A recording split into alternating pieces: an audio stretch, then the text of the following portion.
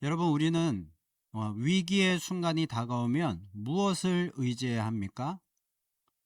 우리가 답을 너무나도 잘 알고 있습니다. 하나님을 의지해야 하는 것이죠. 왜 그렇습니까? 하나님은 전능하신 분이시고요. 이 세상의 창조주가 되시고요. 만왕의 왕이시기 때문입니다. 우리 인생들에게 참된 방패시요 피난처시고 구원이 되시는 분은 오직 우리 하나님 여호와밖에 없기 때문인 것이죠. 자, 그런데 우리가 이렇게 정답을 너무나도 잘 알고 있는데요. 실제로는 어떻게 하고 있느냐를 보면 많이 다른 것 같습니다. 저부터도 그렇습니다. 위기 때 하나님만 의지하고 기도하면서 절대로 세상의 힘과 사람들 의지하지 말라고 이렇게 말씀을 전하면서도 저에게 그러한 위기가 닥치게 된다면 말처럼 쉽지 않다는 것을 너무나도 잘 알고 있기 때문입니다. 하나님께서는요, 오늘 우리에게 이 말씀을 통해서 아주 강력한 메시지를 주고 계십니다. 너희가 의지하는 것들이 너희를 구원하지 못한다라는 것입니다. 그리고 우리에게 이렇게 묻고 계십니다. 너는 지금 무엇을 의지하고 있느냐? 오늘 이사야 20장 말씀을 잘 이해하기 위해서는요, 역사적 배경을 좀 이해할 필요가 있는데요. 오늘 본문의 역사적 배경은요, 주전 8세기 후반입니다. 북이스라엘이 멸망한 것이 언제입니까? 아수르에게 멸망을 당했는데 주전 722년이죠. 자, 그때 아수르는요, 사르곤 왕이 통치하고 있을 때였는데요. 이 아수르 왕은요, 북이스라엘을 멸망시킨 이후에 계속해서 서쪽으로, 지중해 연안 쪽으로 계속해서 서진 정책을 펼쳤습니다. 그래서 지중해 연안 지역을 계속해서 압박을 해 나갔습니다. 자, 그러자 이 지중해 동편에 위치한 이 국가들은요, 이에 저항하기 위해서 이제 연합 전선을 펼치게 되는데, 그 연합 전선의 이제 중심에 있었던 나라가 블레셋의 아수돗이었습니다. 자, 그때 애굽은요, 구스 출신의 제25 왕조가 지배하고 있으면서 이 지중해 동편에서 자신들의 영향력을 유지하기 위해서 유다와 블레셋, 이 지중해 연안 그 나라들에 대해서 아수르에 이제 대항해야 한다라는 것들을 이야기를 하면서 아수르에 대항을 할 때에 애굽이 군사적인 지원을 하겠다라고 이렇게 약속을 했었습니다.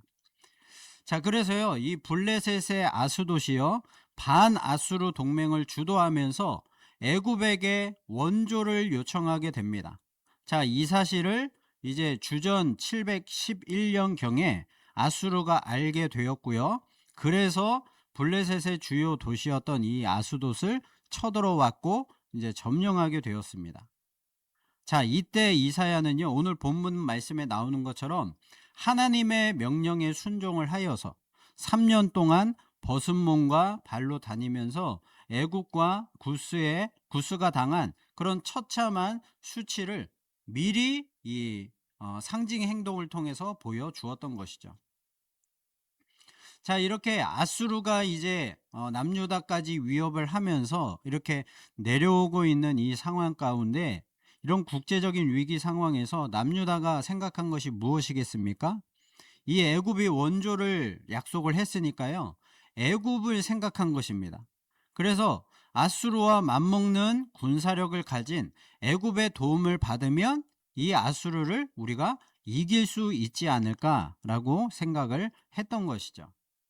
그래서 이 유다 사람들의 마음속에는요, 이런 생각이 있었던 것입니다. 우리가 하나님을 믿는 것도 중요하겠지만 현실적으로 당장 애굽의 도움이 있어야 이러한 위협들을 우리가 이겨낼 수 있지 않을까라고 생각을 한 것이었습니다. 자, 그런데 이게 문제였던 것이죠. 이 남유다는요, 하나님만 믿지를 못했다는 것입니다. 하나님을 믿으면서 동시에 애굽을 의지했던 것이죠. 여러분, 이것이 우리의 모습과 참 비슷한 것 같습니다. 여러분, 우리도요, 하나님을 믿습니다. 그런데 위기가 찾아오면 우리의 마음이 어디로 향합니까? 당장의 이 위기를 해결해 줄 수 있는 그런 세상적인 방법을 찾는 것이죠. 물론 우리에게 돈도 필요하고요. 살아가려면 사람의 도움도 필요하고요. 우리의 경험, 지혜, 지식도 필요합니다. 문제는 무엇인가? 그런 것들이 자꾸만 하나님보다 더 앞서기 시작한다는 것이죠. 하나님께서 주신 것들을요, 하나님보다 더 의지하는 것입니다. 성경이 우상숭배라고 말하는 것은 꼭 나무나 돌로 만든 우상에게 절하는 것만을 의미하지 않습니다. 하나님보다 실질적으로 더 우선적으로 우리가 믿고 의지하는 것들이 있다면 그것이 우리 삶의 우상이 되는 것이죠. 오늘 남유다가 위기 가운데 애굽을 의지했던 것처럼요. 남유다의 아사 왕도요. 위기 가운데 하나님보다 사람을 의지했던 그런 사건이 있습니다. 역대하 16장에 보면 아사 왕 이야기가 나오는데요. 아사 왕은 처음에는 하나님을 잘 의지했던 왕이었습니다. 선한 왕으로 분류가 되었죠. 그런데 어느 날 북이스라엘의 왕 바하사가 유다를 공격해 옵니다. 위기가 찾아왔던 것입니다. 자, 그러자 아사 왕이 어떻게 하는가? 하나님께 기도하고 하나님을 먼저 의지하기보다는요, 아람 왕에게 돈을 보내면서 원조를 요청합니다. 도움을 요청한 것입니다. 군사를 보내달라고 한 것이죠. 하나님께 기도하는 것도 중요하겠지만 일단 현실적으로 힘센 사람의 도움을 받아야겠다. 힘센 나라의 그 군사력의 도움을 받아야 되겠다라고 생각을 한 것입니다.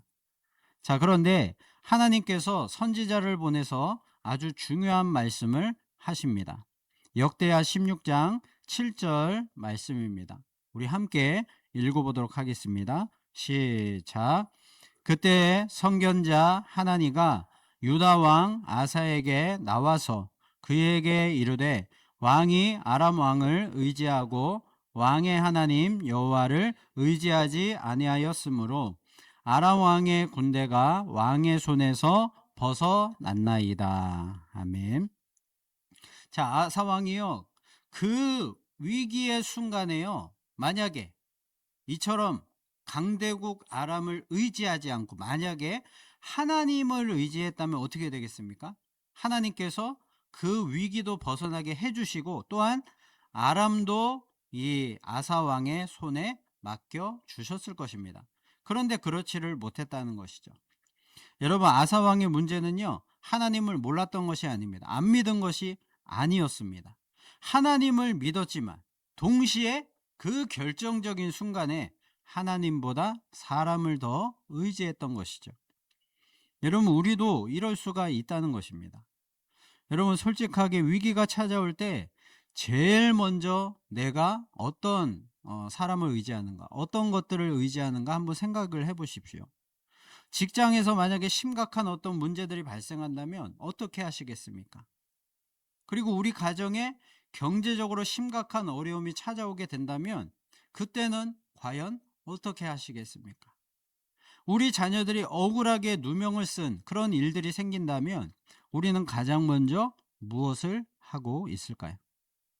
과연 가장 먼저 하나님을 믿고 기도하면서 의지하는 경우가 과연 몇 번이나 될 것인가 하는 것입니다.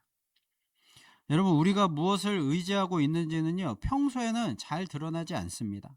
그러나 진짜 위기가 찾아오면 우리 믿음이 진짜인가 가짜인가 그것이 분명하게 드러나게 되는 것이죠. 그러면요, 그때 가서 후회하지 않으려면 어떻게 해야 되겠습니까? 지금부터 평소에 잘 준비해야 되는 것입니다. 지금부터 평안할 때요, 하나님을 의지하는 연습을 해야 합니다. 모든 것이 잘 될 때 오히려 더 많이 하나님께 기도해야 합니다. 그리고 아무 문제가 없을 때 더 말씀 많이 묵상하고요, 말씀을 붙들어야 합니다. 왜냐하면 진짜 위기가 시작된 다음에는 너무 늦기 때문인 것이죠. 하나님을 의지하는 삶은 위기의 순간에 갑자기 만들어지는 것이 아닙니다. 우리들의 그 평소의 기도, 그리고 말씀 묵상, 그리고 순종, 이런 감사의 그런 일들이 쌓여서요, 위기의 순간에 하나님을 온전히 의지할 수 있게 하는 것이죠. 그러므로 여러분, 평안할 때 하나님을 더 붙드시는 그런 연습을 하시기 바랍니다. 그리고 문제가 없을 때 하나님을 더 찾고 하나님께 더 많이 기도하시기를 바랍니다.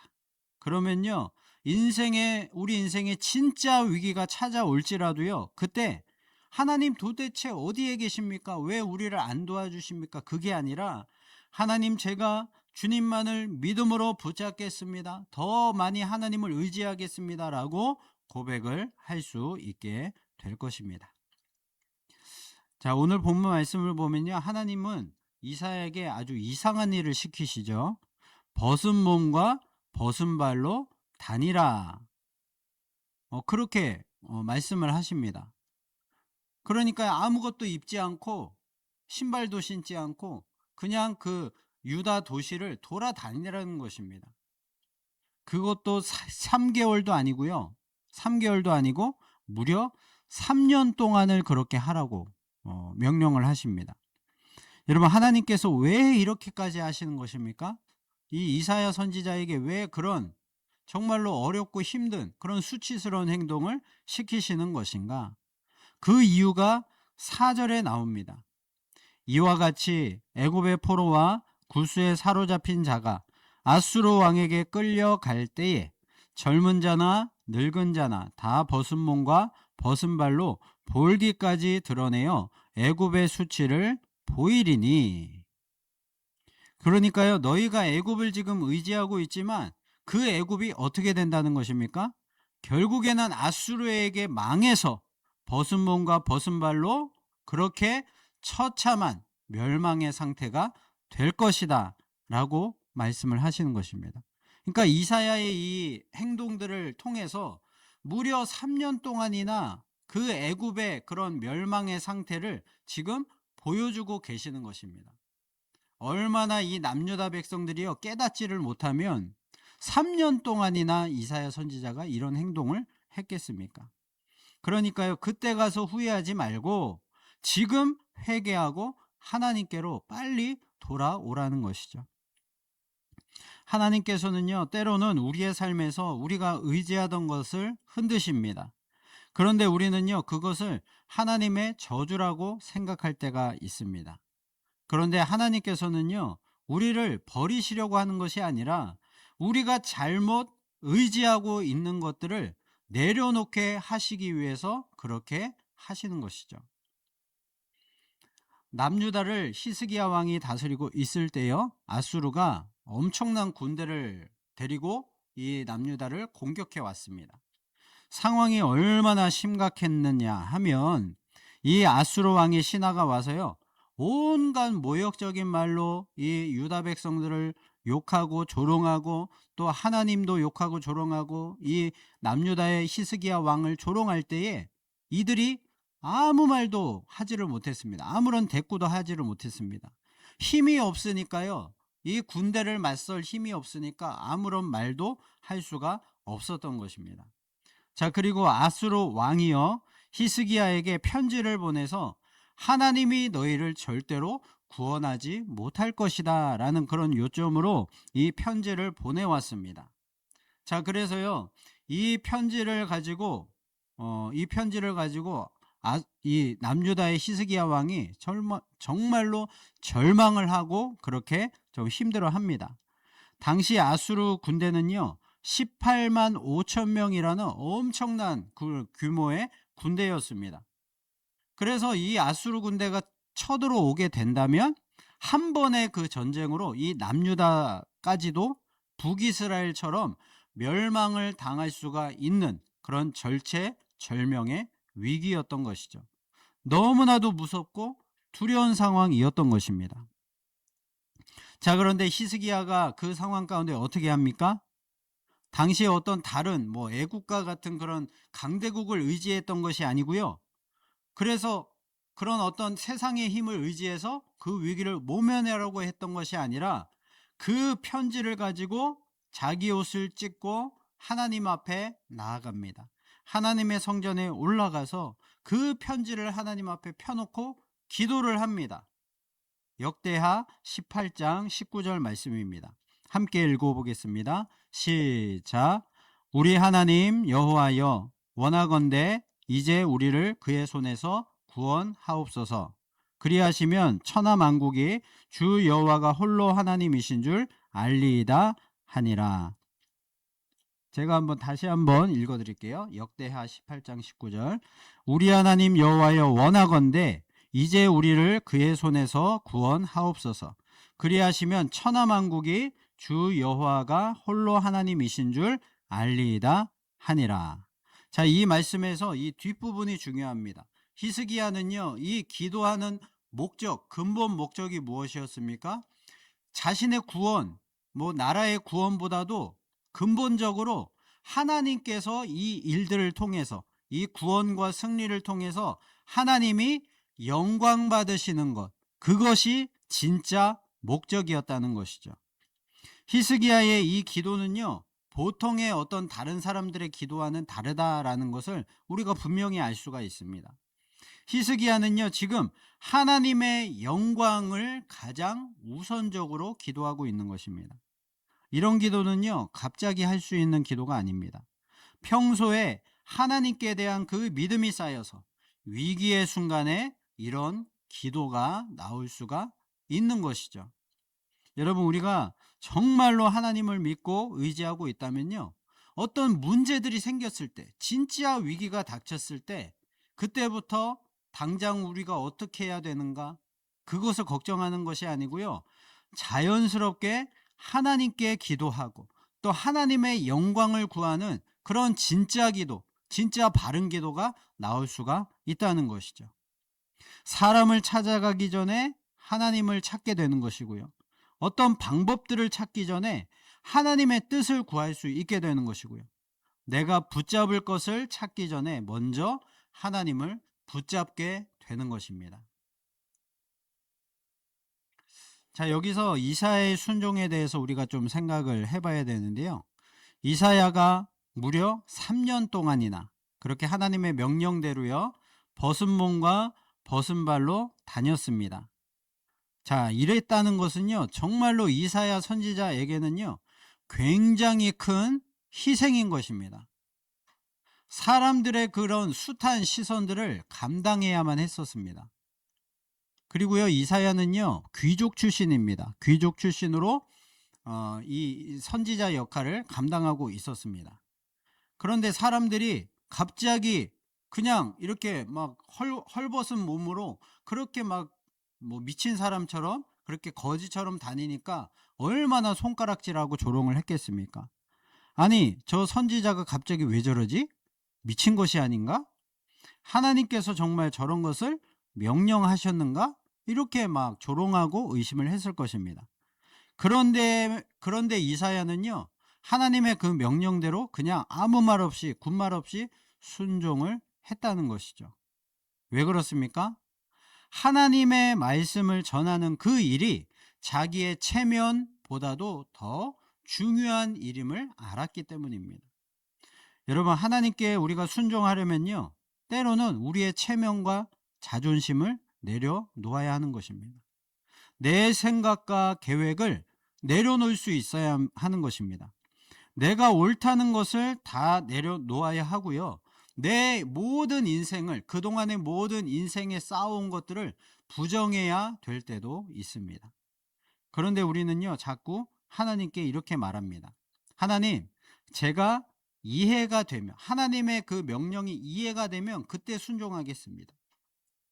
하나님, 지금은 좀 그렇고, 지금은 제가 순종하기 어렵고, 사람들이 좀 좋게 나를 생각하면 그때 순종하겠습니다. 하나님, 제가 만약에 손해보지 않을 그때가 되면 그때 하나님 말씀대로 순종하겠습니다. 자꾸만 이렇게 변명을 하는 것이죠. 그러나 믿음이라는 것은요, 나의 이해와 상황을 배려하는 것이 아닙니다. 나의 상태와는 상관이 없이 하나님을 믿기 때문에 그 말씀대로 그냥 순종을 하는 것입니다. 이사야는 왜 3년 동안 그렇게 살았습니까? 자기가 하나님의 뜻을 이해했기 때문이 아니었습니다. 자신의 상황이 순종할 만한 상황으로 바뀌었기 때문도 아니었습니다. 그냥 하나님이 말씀하시니까, 명령하시니까 그냥 그 말씀대로 순종을 했던 것이죠. 여러분, 베드로는요, 우리가 잘 알고 있듯이 직업이 어부였습니다. 그에게 이 배와 그물이라는 것은요, 자신의 가족과 자신의 생명을 지킬 수 있는 생계 수단이었죠. 그런데 어느 날 예수님께서 찾아오셔서 말씀하십니다. 너는 나를 따라오라. 그러자 이 베드로가 어떻게 합니까? 그 배와 그물을 버려두고 예수님을 따랐다고 합니다. 여러분, 이 장면을 그냥 단순하게 베드로가 이 예수님이 구원자가 되시니까 그렇게 따라갔다라고 단순하게 생각하면 안 됩니다. 이 그물을 버렸다, 배와 그물을 버렸다는 것은요, 단순히 어떤 낚시도구 그런 것들을 버렸다는 그런 뜻이 아닙니다. 자기가 그동안 살아갔던 방식, 그리고 자신이 의지하던 모든 것들, 그리고 자신의 미래가 걸려있는 그 모든 것들을 다 포기했다는 뜻입니다. 그러니까 예수님께 이제는 자신의 인생을 다 걸었던 것이죠. 그리고 예수님을 따라갔던 것입니다. 여러분, 우리에게도 이런 결단이 필요할 때가 있습니다. 주님, 이것이 없으면 안 될 것 같습니다. 그때 주님이 말씀하십니다. 그것이 없어도 내가 너와 함께 있다. 그러니 나만 믿어라. 주님, 이 사람이 저에게는 꼭 필요합니다. 저에게 이 사람을 꼭 붙여주십시오. 그런데 예수님은 말씀하십니다. 주님은 말씀하십니다. 그 사람이 없어도 내가 너와 함께 있다. 주님, 이 계획이 반드시 이루어져야만 합니다. 그래야 저는 살 수 있습니다. 그런데 주님은 말씀하십니다. 그 계획이 이루어지지 않을지라도 내가 너와 함께 있다. 여러분, 믿음은 내 손에 무엇을 많이 가지고 있느냐, 그런 문제가 아닙니다. 내가 지금 무엇을 의지하고 있느냐의 문제인 것이죠. 베드로는요, 자신의 생계 수단인 그물을 의지하는 대신에 예수님을 의지했습니다. 앞으로 우리도요, 베드로처럼, 그리고 이사야처럼 그렇게 예수님만을 의지하며 하나님의 뜻을 추구하며 하나님 말씀에만 순종하며 살 수 있기를 예수님의 이름으로 축복합니다. 이제 이사야 20장의 마지막 절 6절을 보시기 바랍니다. 6절 보시면, 그날에 이 해변 주민이 말하기를 우리가 믿던 나라 곧 우리가 아수르 왕에게서 벗어나기를 바라고 달려가서 도움을 구하던 나라가 이같이 되었은즉 우리가 어찌 능히 피하리요 하리라. 자, 그날이 언제입니까? 이제 애굽이 아수르에 의해서 망하는 그때를 말하는 것입니다. 여기서 해변 주민은 누구입니까? 아수르 때문에 애굽의 도움에 의지했었던 지중해 연안의 그런 여러 민족들을 말하는 것입니다. 자, 여기서 중요한 표현이 나오는데요. 우리가 믿던 나라, 달려가서 도움을 구하던 나라, 이 나라가 어느 나라입니까? 바로 애굽을 말하는 것이죠. 그들이 믿었던 애굽이 무너지는 그날에 이들이 드디어 깨닫게 된다는 것입니다. 우리가 믿던 나라가 이렇게 멸망해 버렸는데, 이렇게 이사야가 예언을 했던 것처럼 벗은 몸과 벗은 발로 그들이 이렇게 비참한 상태가 되었는데, 우리가 어떻게 이제 피할 수 있겠는가? 어떻게 구원받을 수 있겠는가? 우리는 앞으로 어떻게 살아가야 되겠는가? 이렇게 지금 절망하고 있는 것이죠. 여러분, 이것이 하나님께서 오늘 이사야 20장을 통해서 우리에게 보여주시고자 하는 핵심입니다. 하나님이 아닌 다른 것을 의지하면, 세상의 힘을 의지하면 어떻게 된다는 것입니까? 그것 때문에 우리는 절망할 수밖에 없다는 것이죠. 그렇다면 우리가 어디에 우리 인생을 세워야 되겠습니까? 영원히 흔들리지 않는 하나님의 말씀 위에 우리의 인생을 세워야 하는 것입니다. 시편 146편 5절 말씀 우리 함께 읽어보겠습니다. 시작.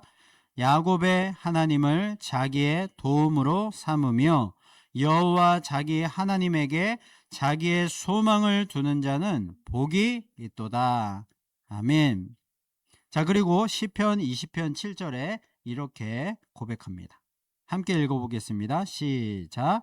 어떤 사람은 병거, 어떤 사람은 말을 의지하나 우리는 여호와 우리 하나님의 이름을 자랑하리로다. 아멘. 여러분, 이것이 우리의 고백이 되기를 원합니다. 우리 인생의 진짜 고백이 되기를 원합니다. 하나님만 의지하고 복을 받고요. 또 하나님만 의지하는 것을 우리의 자랑으로 여기는, 최고의 자랑으로 여기는 그런 인생이 되기를 소원합니다. 바울에게는요, 평생 따라다니는 질병이 있었습니다. 바울은 그것을 없애달라고 하나님께 3번이나 간구했습니다. 바울이 이 병을 없애달라고 한 이유가 무엇입니까? 이 병이 없으면 사역을 더 잘 감당할 수 있을 것 같으니까 이 병을 없애달라고 그런 선한 의도로 구한 것이죠. 그런데 하나님께서는요, 바울의 기도에 대해서 다른 방식으로 대답을 하셨습니다. 내 은혜가 너에게 족하다라고 말씀을 하셨습니다. 무슨 말씀입니까? 그것으로 충분하다. 네 병이 낫지 않는 것이 오히려 너에게 큰 은혜가 된다라고 말씀을 하신 것이죠. 바울은요, 그 약한 것을 없애달라고 기도했는데 하나님께서는요, 그 약한 것을 없애주시기보다는 그 약함 가운데 하나님의 은혜를 경험하게 하신 것입니다. 그래서 바울이 나중에 이렇게 고백을 하죠. 내가 약한 그때의 강함이라. 이것이 무슨 뜻입니까?